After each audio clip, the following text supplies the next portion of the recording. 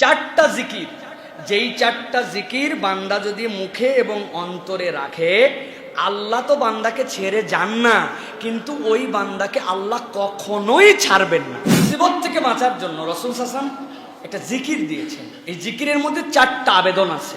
চারটা জিকির, যেই চারটা জিকির বান্দা যদি মুখে এবং অন্তরে রাখে, আল্লাহ তো বান্দাকে ছেড়ে যান না, কিন্তু ওই বান্দাকে আল্লাহ কখনোই ছাড়বেন না। সুবহানাল্লাহ বলবেন না?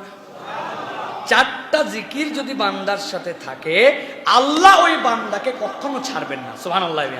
এতই সহজ, সবাই জানেন।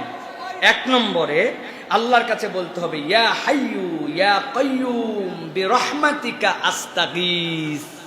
ইয়া হাইয়ু, হে চিরঞ্জীব, ইয়া কাইয়ুম, হে চরাচরের ধারক, বিশ্ব চরাচরের ধারক, আপনার কাছে বলতেছি বিরহমাতিকা আস্তাগীস, আপনার দয়ায় আমি আপনার সাহায্য প্রার্থী। আল্লাহর কাছে আমার আর কিচ্ছু বলার নাই, স্যালেন্ডার করে দিছি। দুই নম্বর, লা ইলাহা ইল্লা আনতা সুবহানাকা ইন্নী কুনতু মিনাজ জালিমিন। তিরমিজির হাদিসের মধ্যে আসছে, কোন বান্দা বিপদে এই দোয়া পড়লে সাহায্য করা আল্লাহ নিজের প্রতি তার ওয়াজিব করে নেন।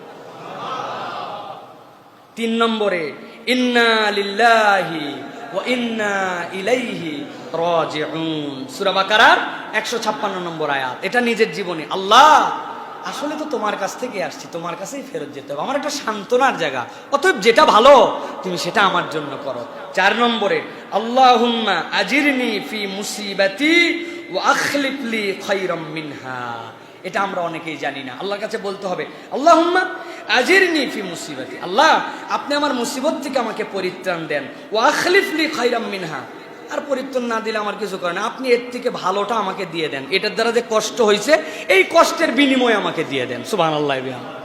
আপনি যদি কষ্ট দিয়ে আমাকে সুখ পান, আপনার যদি তকদিরে আমার লেখা থাকে, আমার কোনো আপত্তি নেই, কিন্তু আল্লাহ আমার একটা আবদার আছে, আপনি আমাকে আল্লাহুম্মা আজিরনি বি মুসিবাতি, আপনি আমাকে এই মুসিবতের উজরত দিবেন, ওয়া আখলিফ লি খায়রাম মিনহা, আর আল্লাহ রাব্বুল আমিন আপনি আমাকে এর থেকে উত্তম বস্তু দিয়ে আমার মনকে আপনি শান্ত করে দিবেন। সুবহানাল্লাহ। এই চারটা দোয়া সুন্দর করে আমরা এগুলো আমাদের জীবনে বাস্তবায়ন করার জন্য চেষ্টা করব। আল্লাহ